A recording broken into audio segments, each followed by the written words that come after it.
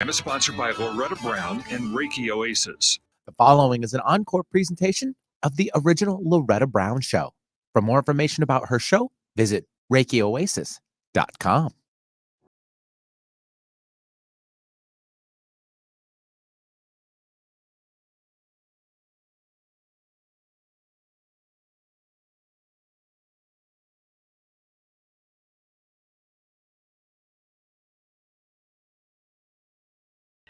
Woohoo! I got Judy dancing with me. Yes, I do.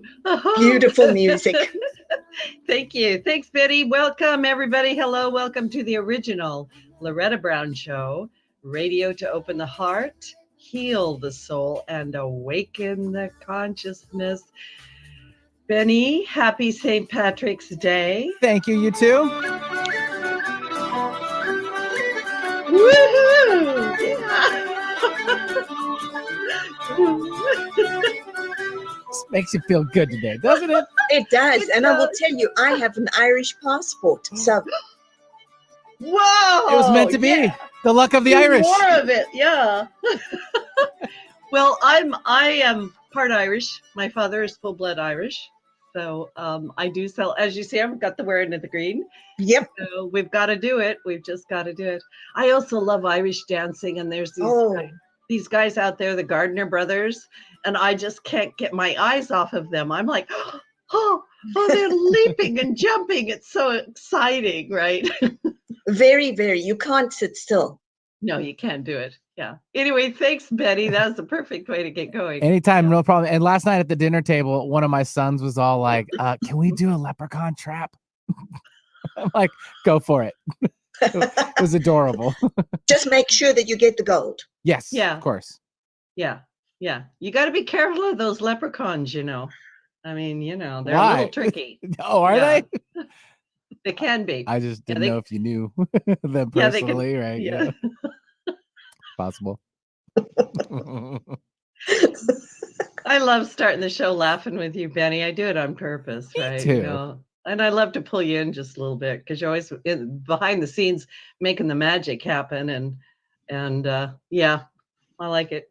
Anyway, time change has got me thrown off a little bit. So I did read an article yesterday that they've decided that next year they're not going to do it. So I don't know if you saw that, but Been no floating more. around. Yeah, I don't know. Yeah. No more changing of the clocks, which is fine with me because I get jet lagged twice a year just from that hour change. So anyway, I hope everybody's good out there. I am the owner of Reiki Oasis, located right here in the greater Seattle area for the last 27 years. We're alive and well and going strong. You can find out everything about me at ReikiOasis.com. You can schedule everything at schedule.ReikiOasis.com. I do have my monthly class for women this coming Saturday, March 19th, Temple of the Divine Feminine. And boy, oh boy, do we have a lot of really deliciously wonderful supportive things because not only do we have a beautiful full moon in Virgo, but we've got the spring equinox and we've got the astrological new year, which is going into Aries. And I think it's time to celebrate and do something different. That's how I feel. It's spring. I do have Sunday meditation with Loretta at 11 a.m. And if you can't be there at 11 a.m., just sign up. I'll send you a recording of the meditation and then a beautiful, big-hearted, angelic Loretta hug to all my patrons. I am a listener-supported show. Thank you so much for your support. So a little bit more about astrology. Yes. Tomorrow, or Saturday, excuse me, tomorrow, March 18th. This is the 17th, right? Yeah. Boy, I'm all screwed up. Sorry about that. We have a big, beautiful Virgo full moon. And since we're already feeling the energies of the spring equinox, this is a powerful moon. It's the harvest moon in the sign of Virgo. And that makes this one of the strongest and the most magical moons of the year. Magical. I love that. The Virgo full moon leads us into the equinox, the start of the astrological new year, into the sign of Aries. Full moons represent points of release and illumination, shining the light of truth on things. So this is the perfect opportunity to purge all we no longer wish to carry into the new year. And I am saying new year because if you ever think about January 1st, you know, it never feels like a new year. I mean, we make it that. But when we celebrate the new year astrologically during the spring equinox, all that fresh energy is coming in. And it really does feel to me like things are changing. I can feel it. So we may be guided under this energy to let go of self-critical thinking and the idea of perfectionism. Neptune, that dreamy planet, is also very active under this full moon. And while Neptune can boost our spiritual insights, it can also cloud things for us and make it hard to see the truth. I mean, sometimes we don't want to look at it, right? So under the light of the full moon, we may have to be mindful of the idea that not all that glitters is gold, but maybe we could turn it into gold, because my guest today kind of does gold mining in a very special way. I can't wait to bring her on. So we do have all this wonderful stuff. And by the way, if you are celebrating the beautiful, colorful East Indian celebration of Holi, where colors are thrown on each other in celebration of spring, I hope you have a really, really fun time with that. And if you don't do that, I suggest that you start to wear colorful clothing, which will help lift your spirits.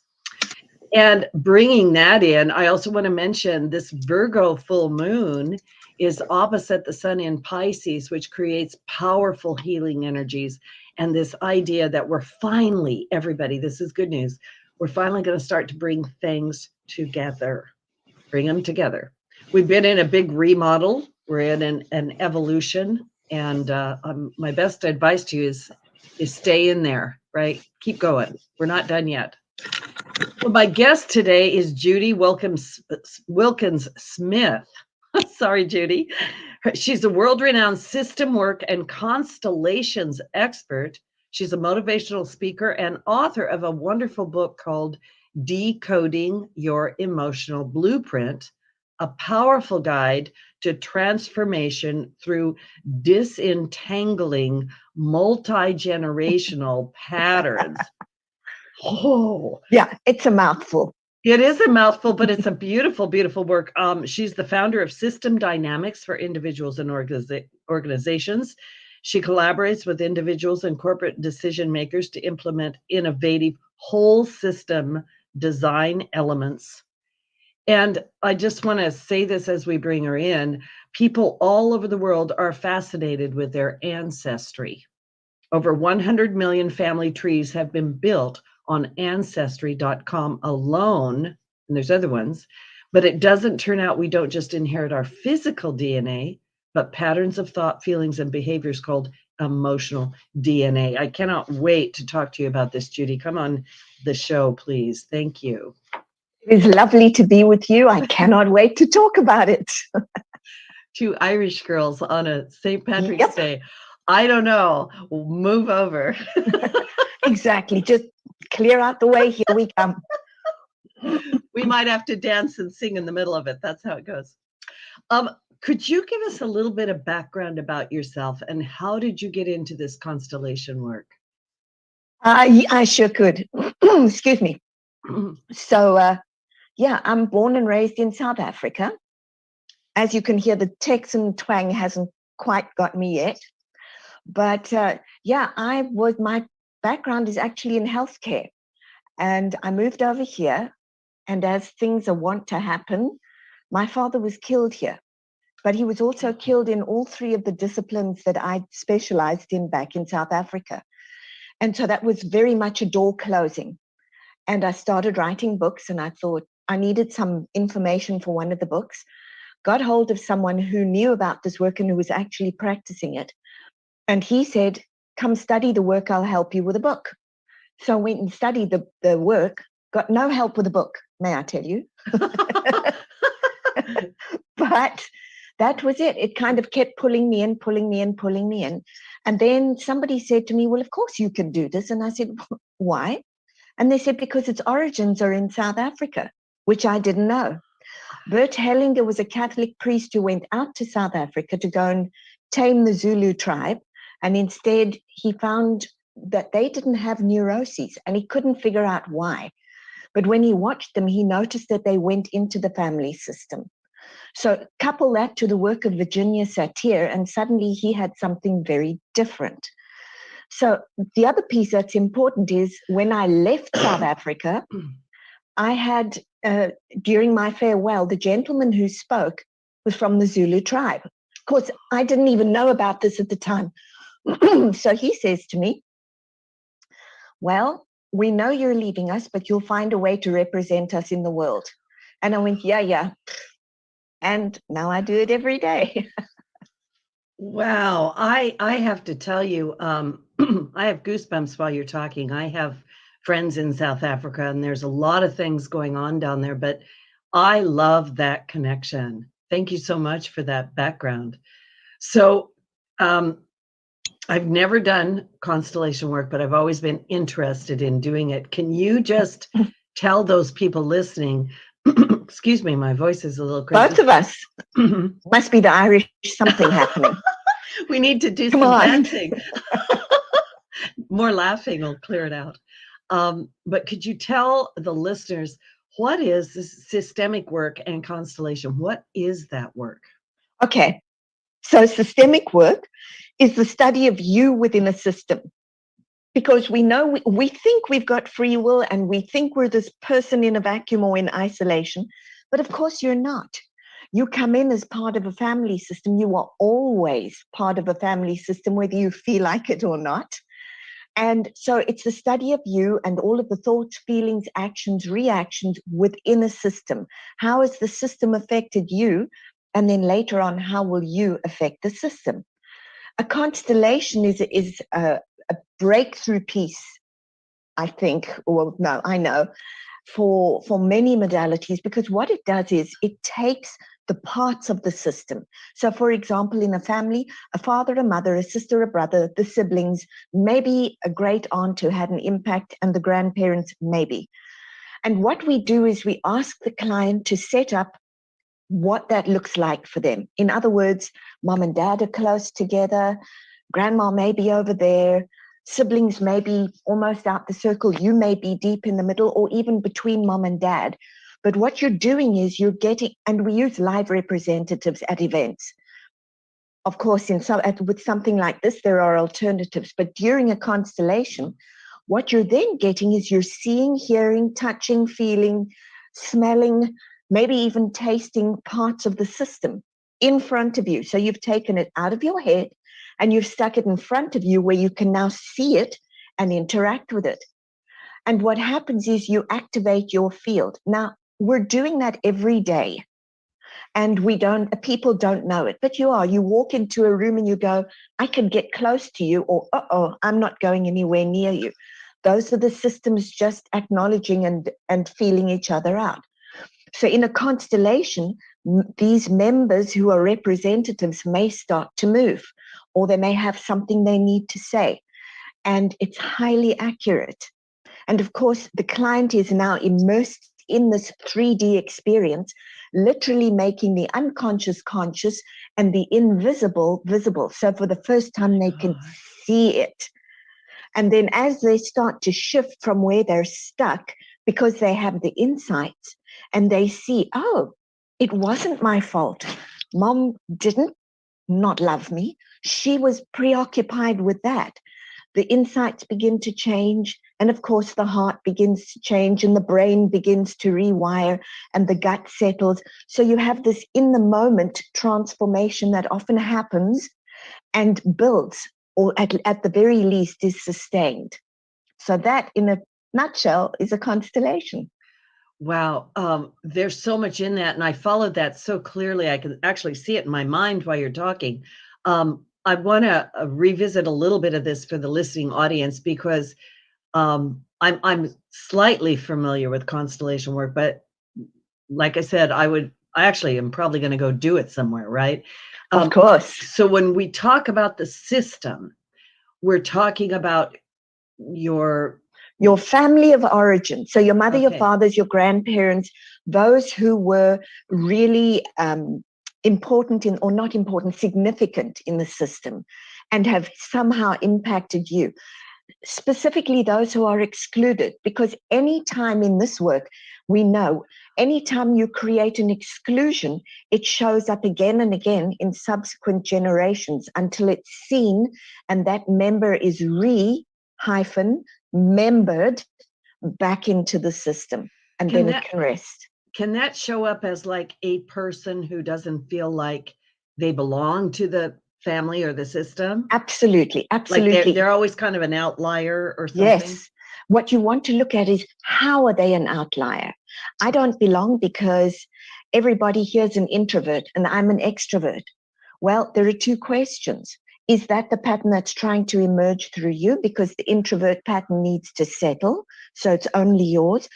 And second question, who else in the family system was an introvert or did something that got them excluded? And the way that you are keeps bringing attention to that so that it can be seen and rest.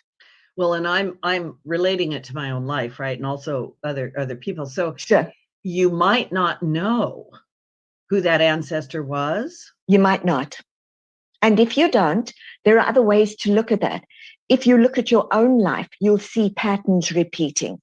And if you don't know who that ancestor is, it really doesn't matter. It's not crucial. What's crucial is you're seeing the pattern that's going, hey, I want to rest. Hey, I want to rest. Hey, it's time for this to stop. And at the same time, you will find that you very often have a heart's desire that says, I wish I could. I really want. And that's the one that's trying to emerge. Okay. So you mention in your book two patterns, one trying to emerge and one trying to rest. So the one that's trying to rest or stop, often a problem was originally a solution for something else. So we've had an event, something's happened, we've used that to survive or to whatever it is, but we never put it down. We didn't complete it. We didn't say you're done. So it's still alive and it's still circulating and you're still circulating it until you look at it and go, it's not working anymore. And you recognize it's time for this to stop. And again, that's usually tied to the multi-generations preceding you. What's tied to your real presence and future is that heart's desire, the moving in a different direction, the peace. Okay, so I'm just going to ask questions that are popping up inside me, right? Because I'm following this. It's so fun to talk to you. I'm getting excited. Anyway, calm down. So in this system, yes, that, right word to use, because I'm also hearing in there, you said the word field, and we'll come back to that word maybe. But in this system, I'm also thinking to myself, okay, so let's say that, okay, so I'm Irish. So for all the Irish, please forgive me, but I want to talk about like the potato famine, right? Yes. Or why a lot of Irish left Ireland, and how, even though I don't know my ancestors that did that actually has, like for instance, if I have trouble around money, or I have trouble around feeling safe, or I feel like I'm odd man out or something, that might lead back to that sort of a thing. It absolutely could, particularly if you think about money. Let's just think about that for a minute. You have trouble with money. You might find that with a great potato famine, people didn't know where their next meal was coming from.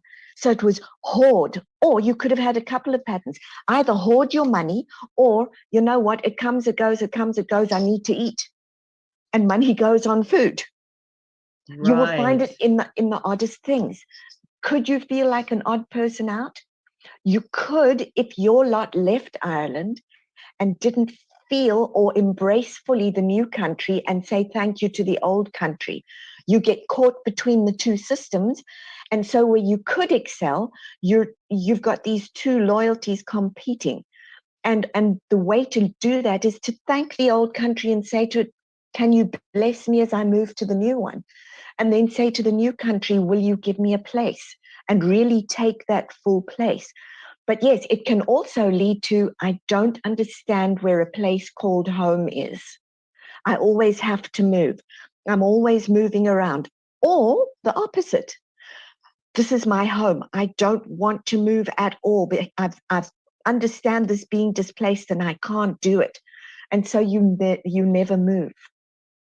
Wow, I'm thinking of so many things because that can be at a very personal level, right? Yes. And it can also go to this massive event that we just said, which there's so many of them throughout history, like, the burning of witches and the atrocity, war and other pandemics like the bubonic plague, right? Where these things might come through. And then it can also come through in very personal things, such as when you were small, if your parents got divorced and you were displaced, or you were an orphan, or things like that. Like, I know I just said a whole lot of stuff, but wow, my mind's boggled. My mind's boggled. So the idea is that in this system work, in this constellation work, and I want to get back to the constellation, that you're discovering really how things have been, and then seeking some sort of resolution, some transformation. Well, the first thing to do is discover, and it lives in you. How things have been live in your language. You'll find that you have a unique language and a unique pattern of thoughts and feelings. Those came from somewhere. You might be somebody who says, watch what you eat, or I don't have enough to eat. And you're telling yourself that, and it comes from there. And that can translate into, I never have enough. And that can translate into, I feel unsafe. Where did it come from? They felt unsafe. They never had enough. They didn't have enough to eat. So often the words, the thoughts, the feelings didn't begin in your mouth, your brain, or your heart. They began back there, and they echoed through as cautionary tales or epigenetic imprints. Okay. Yeah. Even to the things such as, now make sure you clean your plate. We don't Yes. waste food. Exactly. We don't waste food because they didn't have food. And if you waste food and you don't have food for the next meal, no. Which of course can then lead to obesity problems or malnutrition. Right. Yeah. Or you have to work hard. Oh, that's a beautiful one. And it echoes through many generations. I have a client who's a billionaire, and he said to me, I got to work harder. I got to work harder. And I said to him, why? Well, because I don't know why. So we went looking, and he said, my father worked hard. My grandfather worked hard. My great-grandfather worked hard. I said, they worked hard so that you could actually play hard. And he went, I can play hard? Yeah, something different. It's what comes next. We are all about what comes now and what comes next. That's our contribution.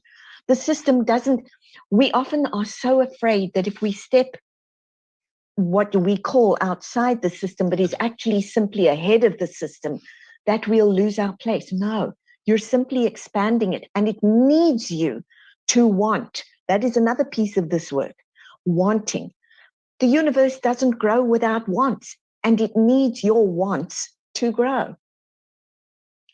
I'm also hearing in what you're saying that, like you say, what comes next, what comes now, that as long as we are tangled up, I suppose you might say, in the system, right? Like we're not clear on it, that we can't really tap into what our needs or wants really are, or these things will block us. Beautifully put in both ways. We can't tap into ours because we're busy. A high percentage of the time, you are simply reliving ancient history. It's not you. It's not you. Yeah. You're just reiterating it. And so that you're not making space for something new that is itching to come out of you. It's going, please give me a place. Can I just come and play? I'm thinking about so many things that my clients have said to me through the years, right? Where it's like, well, I'm just like my mother, right? Yes. Or she did this thing and I do that too. Or I married my mother. Often. Often. Which is kind of scary to think of that. Or all the women in my family die at 74. Or yes. yeah. Yes. Same thing. We all have that's called an unconscious loyalty. So often when people are stuck, what I'll say to them is, to whom are you so loyal that you must suffer this way? Oh, wow. Yeah, because that could be nationality, it could be religion, it could be grandpa, Anything. it could be Aunt Martha, It could be God. And I see this. People will have this promise they've made, and they're quite sure that God's sitting there ticking the boxes going, I'm watching you.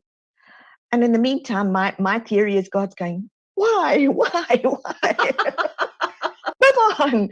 You're growing. So are your values. So are your promises. Move. Wow. Okay. So this is fantastic. We're going to take a little station break.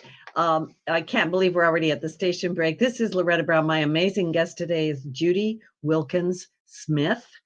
We are talking about systems and constellation work. Her book, Decoding Your Emotional Blueprint. I'm going to tell you right now, it is a pre-order right now, but I suggest you pre-order it because, Judy, this book is wonderful. I read it, and I've gone back. I am just thrilled by the whole thing and inspired by it to the nth degree. So please, everybody listening, don't go away. Please come back. We're going to talk more about it and get deeper into the work. So we'll take a station break.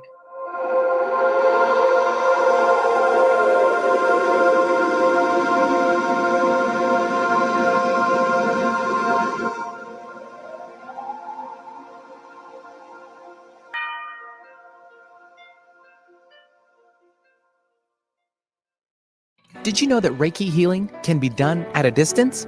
It's true. So let Reiki Oasis focus powerful energy to help relieve your stress, grief, sadness, anger, and so much more. Convenient, personalized treatments at a distance can increase lightness of being. During your appointment, find a quiet place to lie down or sit to receive healing energies. If you want help with your dis-ease, visit ReikiOasis.com. Harness life's energy. Visit ReikiOasis.com today. Time is funny. Sometimes it seems fast and other times slow. When it comes to time slots remaining on Alternative Talk 1150, time is running out. In fact, there are just a few primetime slots available. So if you want to host your own radio program, the time to call 425-653-1150 is right now. Nope, no time for excuses. Dial 425-653-1150 to find out how affordable it can be to host a radio show. Alternative Talk, we have an opportunity waiting just for you. Hi, I'm Dr. Michael Noor with your health tip of the day from the African American Wellness Project. Prostate cancer is the most common cancer for men. African American men are more at risk. That's primarily because it's often diagnosed when it's more advanced. The good news is that diagnosed early, most prostate cancer can be treated effectively. If you're a man over 50 or have a family history of prostate cancer, talk to your doctor today about a test. For more information, visit aawellnessproject.org. Alternative Talk 1150, here to uplift your day. The following is an encore presentation of the original Loretta Brown Show. For more information about her show, visit ReikiOasis.com.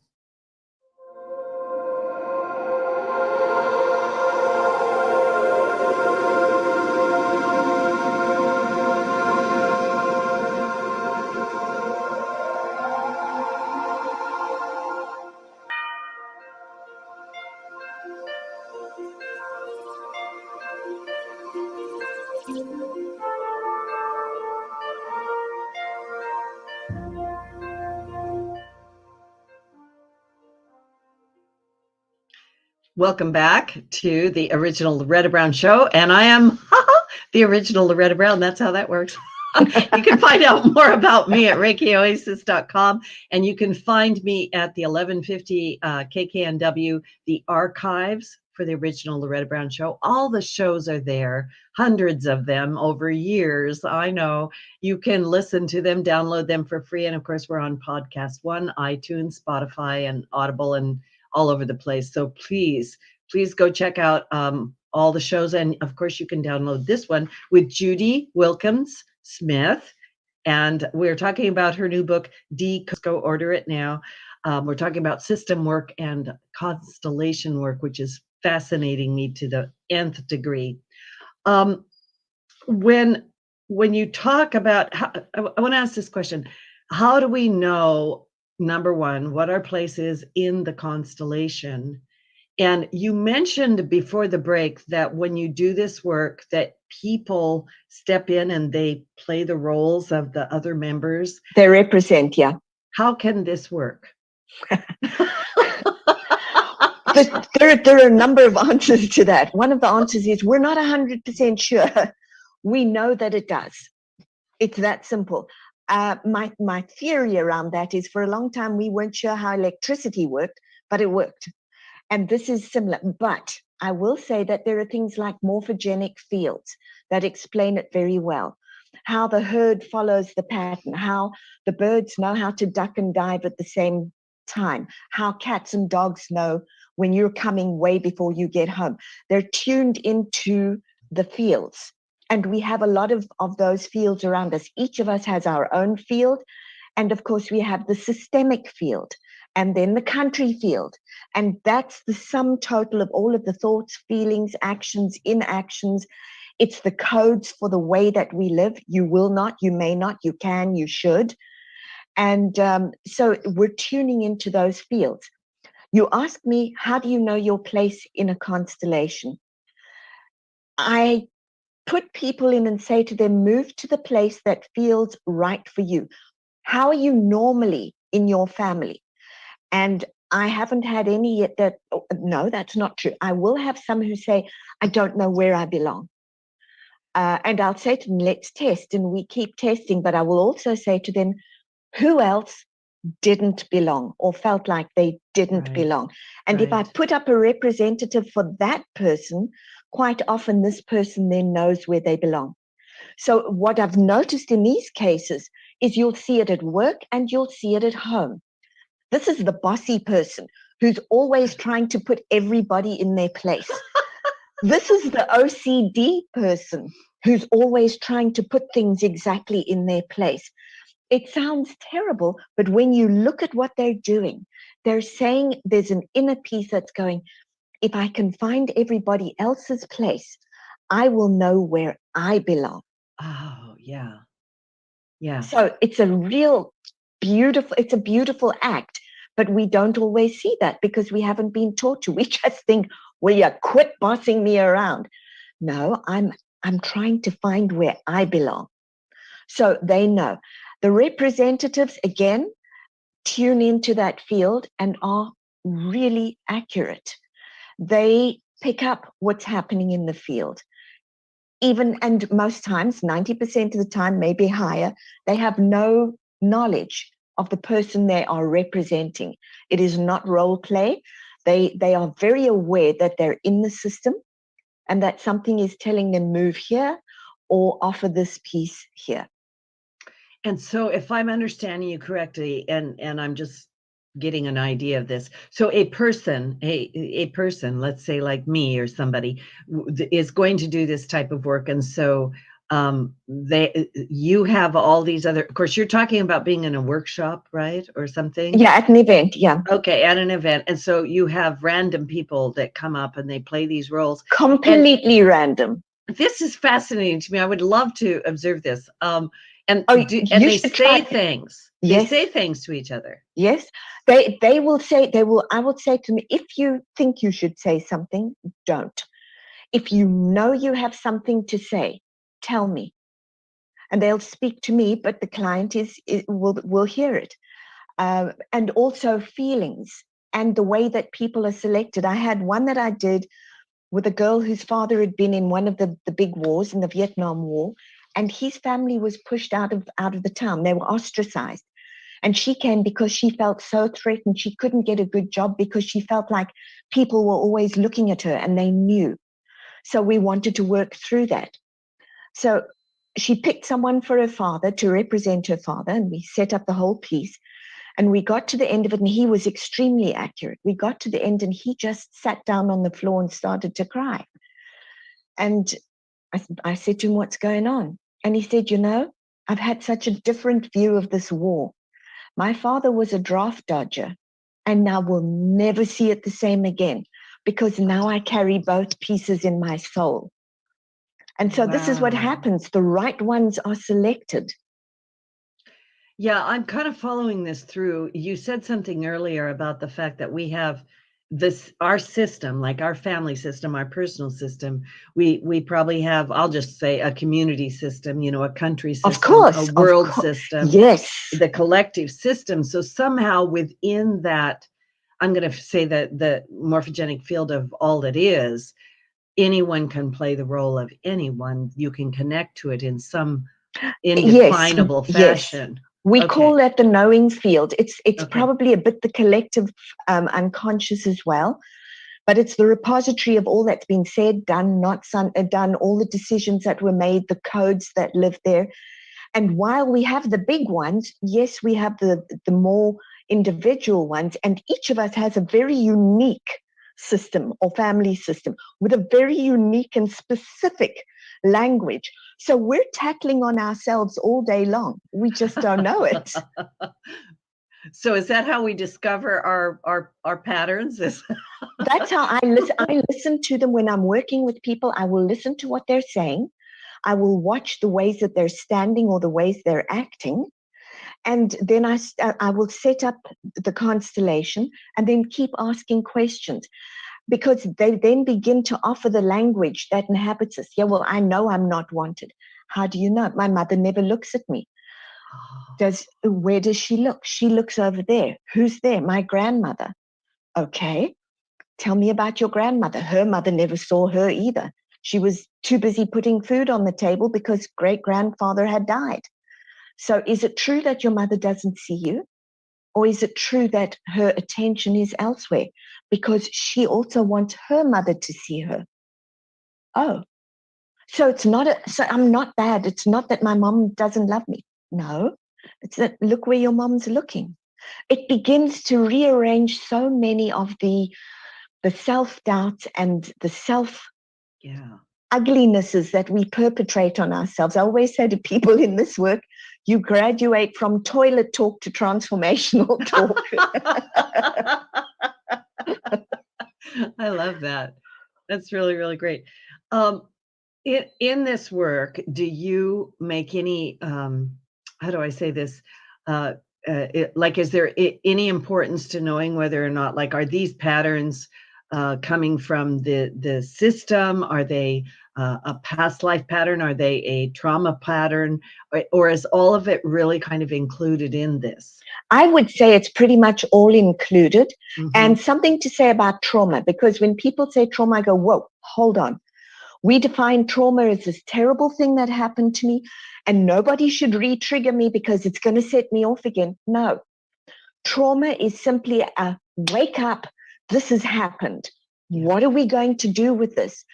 How are we going to interpret it? If you look at it, think of it this way. We have two people involved in an accident. Both of them become paraplegics.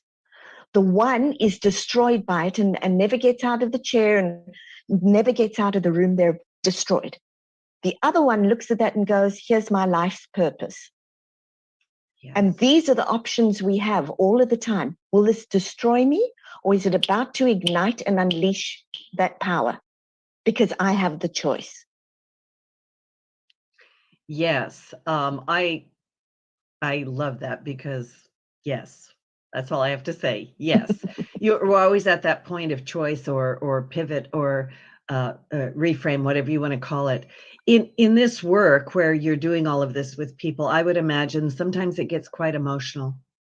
Not for me, but for them, yes. For them, yes. Absolutely, because I've had people who come in, and I have interesting. I mean, my clients are fabulous, but I had a very interesting one with a woman who couldn't stop crying. She could not stop. And she kept saying, this is not like me. I don't get it. But she just sobbed.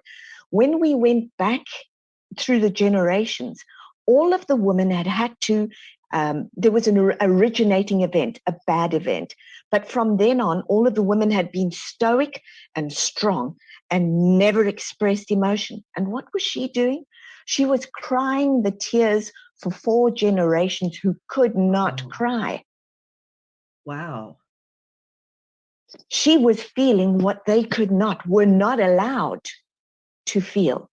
But in this day and this age, and in her situation, she finally had the freedom and the opportunity to feel. And it was really, she leaned back, and we actually put up the rows of women, and she leaned back with her hand on their heart and said, and on your own, for you who couldn't feel, I can't stop. It's going to take a while. Wow. Yeah. Wow. So a lot of people come to me and they say, I know I'm here to do ancestral healing, right? Mhm. And if I'm hearing you correctly, as we do this work, we're also providing the opportunity for healing for those ancestors. Well, of course, because here's what happens. We hold them in a certain regard, and yes, they're hurt, but when we begin to see how even that hurt has served and is honorable and respectable, no matter what it is, and happened then, it has its place in the system. It doesn't matter if grandfather was a murderer. Why? What happened? What was behind that? And what has happened since? Well, now we have lines of people who champion the underdog.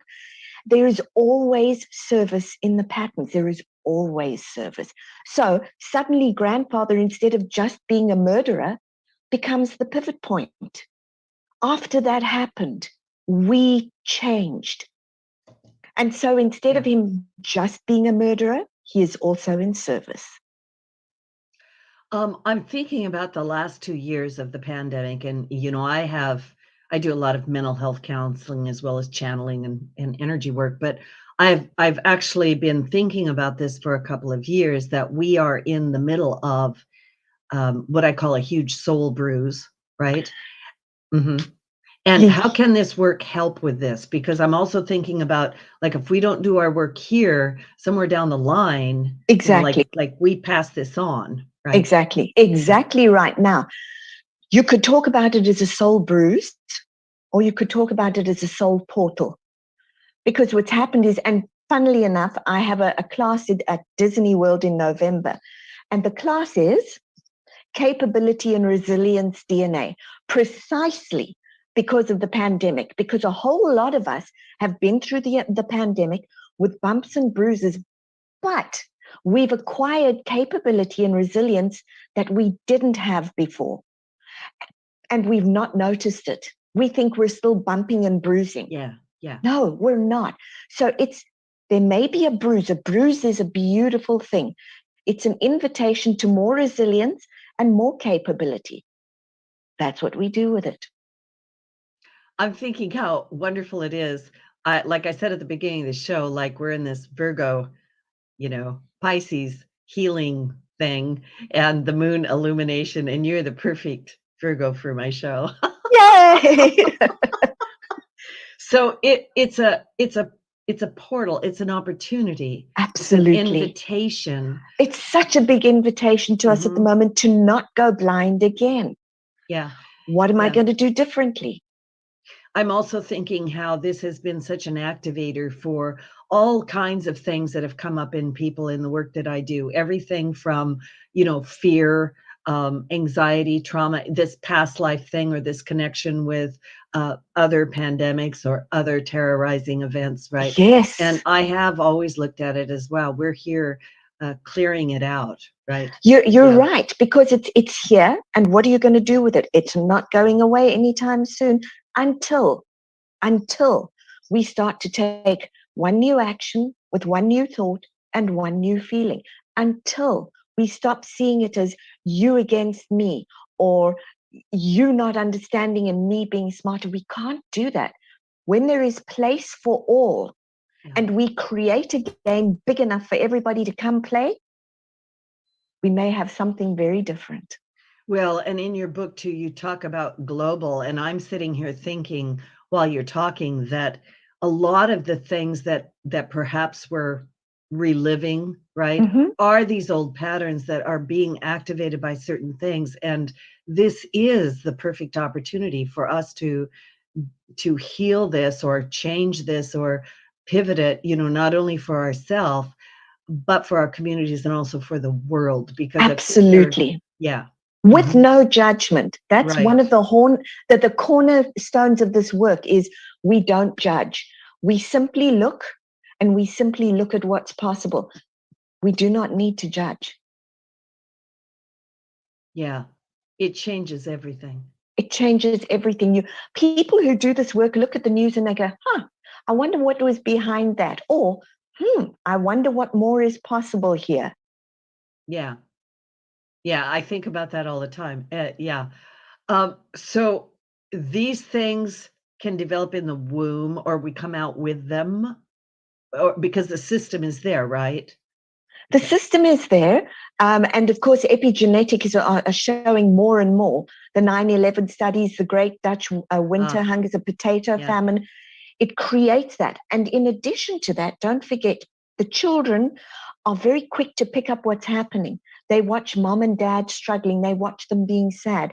And they begin to embody that because, that's the way we are. And so we have yet another generation of the same until we decide differently. Yeah. Yeah. And I just say we are the ones. Let's change we are it. the ones. Yeah, we let's are the change it. ones. Yeah. Can you talk a little bit about how these patterns show up? You have a lot of health things in the book, like arthritis, diabetes, alcoholism, depression. Can you talk a little bit about how this shows up in that? Sure. If we look at something like alcoholism in this work is often seen as a slow death or a dying to the present. I can't look, so I numb out and I die to the present. And so, of course, if you've got a situation where something terrible has happened, let's say great-grandfather and great-grandmother, great-grandmother dies in childbirth. And this is seen almost as a murder in the family. It's seen as great-grandfather looks and he goes, I killed her, I made her pregnant. The child looks and goes, look what I did when my mother was born. At least when I was born, my mother died. So you have these two men going, look what I did to my mother, my wife. And that will echo down. And all of a sudden, 4 generations later, I have a man who says, my wife's leaving and I've got everything going for me, but I drink like a fish. Yes, because all the men have learned to connect to the other men in the alcohol. And so that's echoed down. When he can look at that and tell his great-grandfather, I can't do this. I've got to be able to look at a woman because the women are disappearing from our system. I want to look at my wife. I can't do this anymore. Often that'll settle something like the alcoholism. There's no need for it anymore. Well, and you bring up relationship, but I'm also thinking how dynamic this is in relationships, right? So if, like for instance, if a woman says, there's no good men out there. Yes.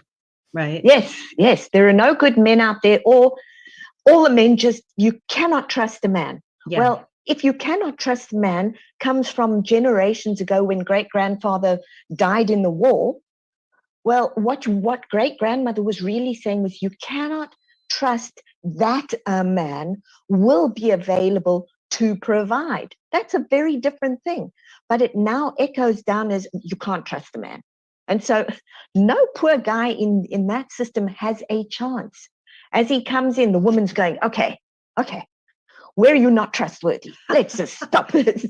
She's got her shotgun out. She's got her shotgun out. She's ready to go. Like, we're not get off this. my lawn.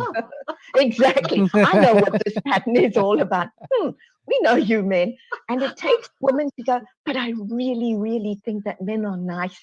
And I'd like to, or a woman with a son who looks and goes, oh my goodness, does my son have to leave the system in order to honor the pattern? Yeah. And suddenly that'll change her. And she goes, wait a minute, men are delicious. They're lovely creatures. I want one. I can't do this anymore. Why, thank you. You're welcome. Thanks, Betty. Hey, just got to put in the male energy. Absolutely. We love the male energy. It is very essential. Yeah, we do love the male energy. And thank you. That was perfect. It made me forget my next question, actually. Well, what did I tell you that'll bring you back? Well, I was thinking about all the things that I've heard people say, such as, all women are, biatches, right? Yeah. And or I can't find someone who's available, right? No one's available, or I Now, keep that having one's affairs. interesting. Mhm. Yeah, and affairs, okay, affairs often come down, but I can't find the right one. Mhm. Sometimes that may mean you are looking at somebody who has had to move into a surrogate spouse position with mom, for example, because dad wasn't available. Well, mom's the surrogate spouse, he's the surrogate spouse. And if he doesn't disentangle from that, he keeps looking for mom. So he can't find the Yes. perfect one because there it is. So we refer to that sometimes as a mama's boy. Mama's boy. Yep. Mama goes, forget it, son is over there. So the other partners go, well, what am I, chopped liver? Every time mom does this, he's there. Yes, that's because mom was the relationship he hasn't completed with yet. And it's the same for women. In case the men are feeling a bit, women are the same. A daddy's girl can be the same. Yeah. Yeah. I was thinking about that while you said that. What about daddy's girl? Right. Exactly the same. Yeah. Yeah. Yeah. The little princess. Mhm. Mhm. Wow. This is such great. I mean, it covers everything. It does. It covers all areas of life in such a great way. So what is it that you really want people to get from this book? And I want to point out to people too that in your book, Decoding Your Emotional Blueprint, you actually have wonderful exercises that people can do. Like you can kind of set up your own little Exactly. mini constellation for yourself. So can you talk a little bit about that? Sure. The whole reason I wrote the book, well, no, there were two. One, I was getting nagged and I kept going no, and then it happened. But the other one was that by Betsy Chassie and Kate Montana by any chance? I love those actually girls. No, those two were the ones who really helped me put it together. Without them, this didn't happen. But no, these were all the students and people who'd attended the events. But the other one was some people couldn't attend events immediately. And I also didn't want them to live in the idea that this was so mystical, that transformation is for the chosen few. It's not. Transformation is for those who choose it. Very different. And I wanted to put it in as many hands as I could because it is super logical, deeply mystical, totally transformational. And I wanted people to be able to go A, B, C, D. Okay, I see what I can do here. Yeah. Yes. And you succeeded beautifully. Thank you. That's Kate and that's Betsy. Yeah. And I'm going to give you a compliment because I do a lot of interviews, but your book is actually going to just be on my shelf. And I myself am going to do a lot of those exercises because I could tell just by reading it, there's a consciousness to it. So you've done brilliantly.